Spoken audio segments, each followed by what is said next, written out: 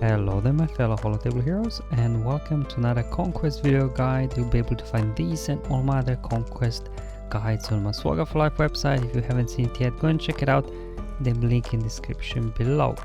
Now in this particular video I'll be playing through Sector 1 and just showing you some of the themes that you can use to get both Sector 1 as well as global feats done at the same time. So hopefully they'll help you out. I'll do a separate video just covering the mini boss and final boss battles. But otherwise, let's first review the feats that we do have to complete here in Sector 1. Defeating 50 enemies with Inquisitor units. Now depending, how well geared your Inquisitors are, you may just run a full Inquisitor lineup here in Sector 1, or do some sort of pulp cheese like we've done in the past, either with Short Trooper, Malak, maybe as well. I'll be using Gideon, I think. So whatever you got, that should work. Then we have to inflict target lock 50 times. This you can just knock out just using GG Separatist Squad, that anyway you need for the global Separatist feat as well. Defense Up, Clone Wars Chewbacca is the MVP as we know by now.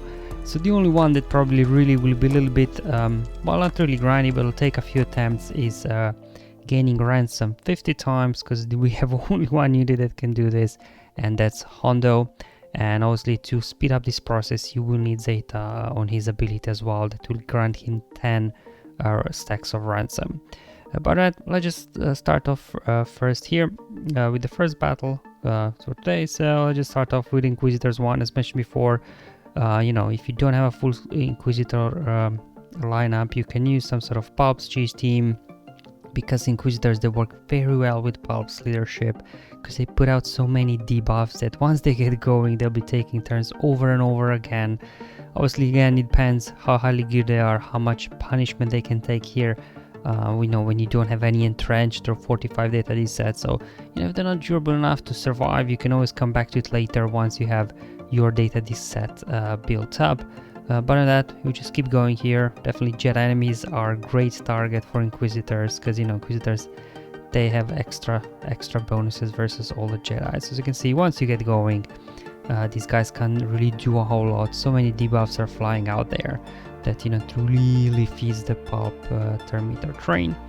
So if you do have obviously Grand Inquisitors, probably many of us will have it, while more of us will have in Grand Inquisitor than before, because in December the event returned and we were also incentivized to actually relic up these guys to unlock Grand Inquisitor, because obviously they are required for the Riva mission in territory battles. That's why I've done mine. I obviously didn't want to let my guild down by not working on my Inquisitors to help them earn the Riva shards. There you go. Either way, it seems like here in Sector 1 Inquisitors should be good. As mentioned before, Clone Wars Chewbacca, you just put him in the leading slot and just put like 4 tanky units with him. So I like to run obviously here Malak, just to fear a little bit enemies, slow them down, then Barry's for her passive healing, Kenobi and old Ben. And Clone Wars Chewie lead will do everything. You just hit autoplay, to be honest, and let the battle time out or lose, whatever, it will count. Either way, with Clone Wars Chewbacca's lead, every time you're being damaged, you have 50% chance to gain defense up. So all the time is being hit, you will gain defense up way more than 40 times in a single battle. So it's a pretty much kind of trivial feat to complete, as we know by now, all thanks to Clone Wars Chewie. There you go, all 40 in a single battle. Target lock, there's just kind of nothing really to say here. Just when you're doing your GG Separatist battles for the global feat, you will at the same time knock out this target lock feat as well. You probably need like 3 or 4 battles to get it done, and anyway you should be aiming to do 4 Separatist battles a day anyways. So General Grievous can handle most enemies here in Sector 1, maybe not Darth Revan, but everything else should be able, I think, to handle. There we go, very easily destroying here Huck's First Order team, even without any data discs equipped. Alright, so we gotta find some teams obviously for Hondo. Unfortunately, because he's neutral, you can't like use Ray to protect him. So I'm kind of running him with Scoundrels. Obviously not the most powerful lineup, but I'm trying to do some no leader global feat at the same time. So just put their IG in the leading slot, and then putting Dash next to him, as well as Quill and Beskar Mando. So as you can see in beginning, I stunned their Rex so he doesn't cleanse everybody, and then obviously I have to take out 5s first. Unfortunately, Rex there did get a turn. There we go, they keep going. Jeez, how many times will turret assist, man? Anyway, Whistling Birds finishing off all clones but Arc Trooper, and unfortunately he did take out Quill in this case. So it's gonna be a 2-star win, but still I was able to get a Ransom done here a few times in this battle. There we go. That's it. I think it was 12 over there, and I think I did another battle afterwards, as you will see. It was also 12. So I wasn't trying to stall too hard, just kind of making sure I get the win. Otherwise, you can run him under CLS as well, because you know CLS on Chewie, they're pretty good here. So at this point, I already have Blind Sight and Voluntary Vanguard data discs equipped. So obviously, unfortunately, Chewbacca there is marked not the most ideal one, so you may want to take that off. But you know, I try not to swap data disc if I don't have to save my crystals. But Blind Sight is definitely helping us a little bit extra, because we're just getting an extra expose on top of obviously expose it we would otherwise apply. But anyway, pretty straightforward thing. Obviously needed to take, versus this particular lineup, obviously need to take out the Bo-Katan first just to stop their healing, and then the whole team pretty much falls apart. Okay, so let's move on to the next battle. We've got now the global feat with R2 and C-3PO doing battles. I've got Blindside equipped at this point only, which actually works really nicely because these attacks out of turn right will be applying an expose. And then from Rey's leadership, whenever we do crit, we already apply expose. And then whenever Rebels use a basic from C-3PO, then we also will be applying expose on these guys. So lots of ways to get exposes done. You could get 4 exposes on 5s. Let's just go ahead, finish him off. Not sure if I would have used burning, I would have defeated Rex before 5s, potentially triggering sacrifice. I didn't want to do an AoE there with R2, just you know, to play it on the safe side. And you know, obviously with 5s down, then you can just unload everything you've got. Now let's try and keep Cody there under control, preventing him from getting a turn. Illuminates Destiny up and running, and now just to finish off these clones, so you can see how many exposes. Definitely Blindside until you get like, you know, Zealous Ambition or something. It's a nice little bit of a disc there just to boost the damage when you're attacking out of turns. Another way obviously to get these R2 C-3PO battles done, there are many ways. Obviously you can do it with CLS as well.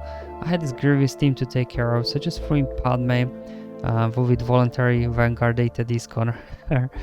I really don't know why my Padme is more durable than Kenobi, so she gets marked, but it works either way, to be honest. She's very durable and, you know, pretty well equipped to take out Grievous teams. You get a little bit stuck there behind the marks. I think Watson Border revived Magna Guard, so I had to take him out twice, but it doesn't matter. You know, Padme is a very good team here, you know, because Sector 1 teams aren't that deadly yet. And then of course we got the global no leader and the global Sith. So I'm just trying to kind of do this at the same time. You know, instead of using Darth Revan lead, I'm just chucking in Malak lead and then a bunch of Sith Empire around them. You don't need to use this specific lineup of Sith, you can use other stuff, but definitely, especially try here in Sector 1 when you're doing your Sith battles, obviously not try to using leader, because Malak is well equipped to keep these guys under control in most situations. This was in beginning of Sector 1, I had no data disc equipped yet. Obviously if you do have Voluntary Vanguard, and Malak will have mark on him, so they won't be able to do anything at all aside from hitting Malak. And then Malak can just go to town with everybody and take these guys out. So there you go. Definitely what I would recommend when doing a Sith battle. Do Malak lead, so you get no leader done at the same time. Okay, so we do have...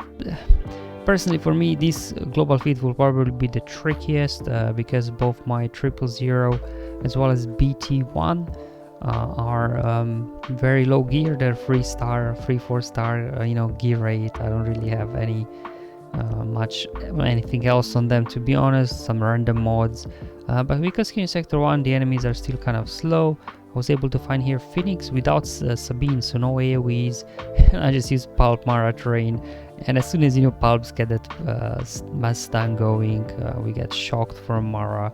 It's pretty much very, very easy win. It also works nicely here with the blindside data days, because obviously every time Mara uses basic, Pulps calls to assist, and then blindside data disc will be applying exposes, just allowing you to burn for these enemies much faster. So that's what I was doing here in Sector 1, choosing that way. Speaking of Sector 1, this is all the battles here that all the teams that I was trying out here that I wanted to show you. So you can see, target lock was very easy, Defens Up as well. Ransom in 2 battles, I'm halfway there, so just need to knock out a couple of more battles there, and I should be good to go. And as well, I have to come back every day, do a couple of Inquisitor battles, and that should get done in the next 3 days or so as well. So overall, Sector 1, pretty straightforward. The only one, obviously, the global feat is the 000 BT1. I think that one will be struggle to maybe as we're progressing, but hopefully we get some nice data discs to help us along the way. So thank you for watching. Hopefully I'll see you in the mini boss and final boss battles. But until then, have fun, enjoy life, and may the RNG be with you, my friends.